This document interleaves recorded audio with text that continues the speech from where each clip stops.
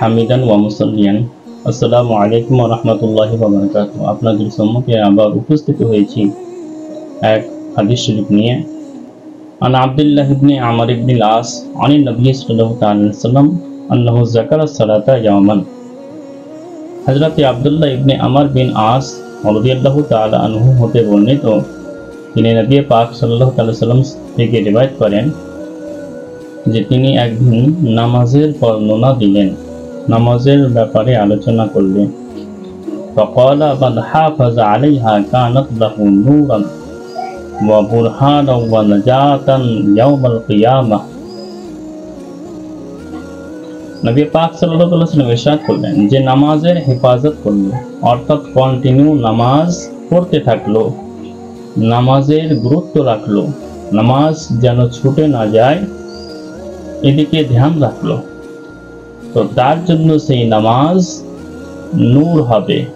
অতএব এই নূর যদি কবরে যায় তো কবর অন্ধকার আর থাকবে না।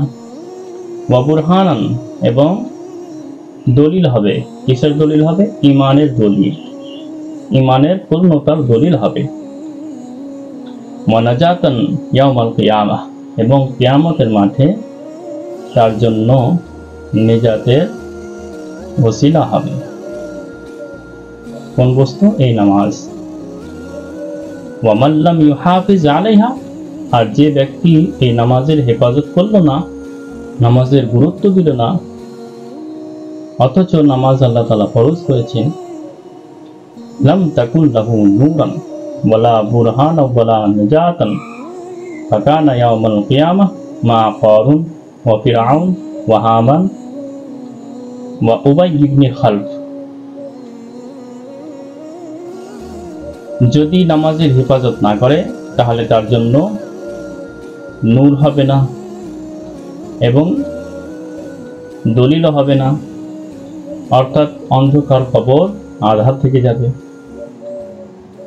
এবং বিভিন্ন ধরনের শাস্তি সেখানে আসতে পারে।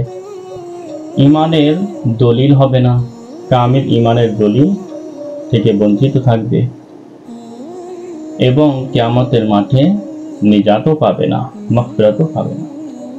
আরেকটি হাদিসের মধ্যে এটাও বলা হয়েছে যে সর্বপ্রথম কিয়ামতের দিনে নামাজের ব্যাপারে জিজ্ঞাসা করা হবে।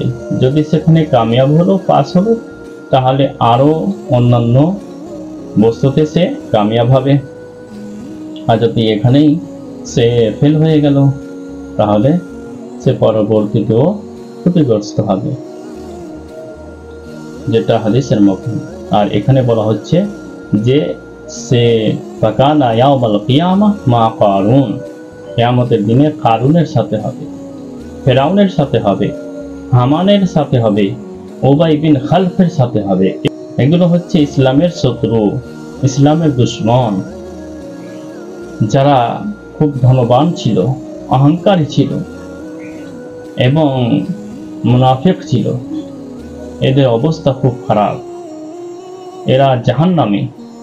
তো এখান থেকে বোঝা গেল নামাজ কতটা শক্তিশালী এবং আল্লাহ তাআলার ফরজকৃত নামাজ এটা অনেক বড় বস্তু, যার হেফাজত করলে ইমানের কামালিয়াত অর্জন হয়, ইমানের পূর্ণতা অর্জন হয়, অন্ধকার কবরে উজালা হবে। আল্লাহ তাআলা আমাদের সকলকে 5 ওয়াক্ত নামাজ পড়ার তৌফিক দান করেন। আমিন।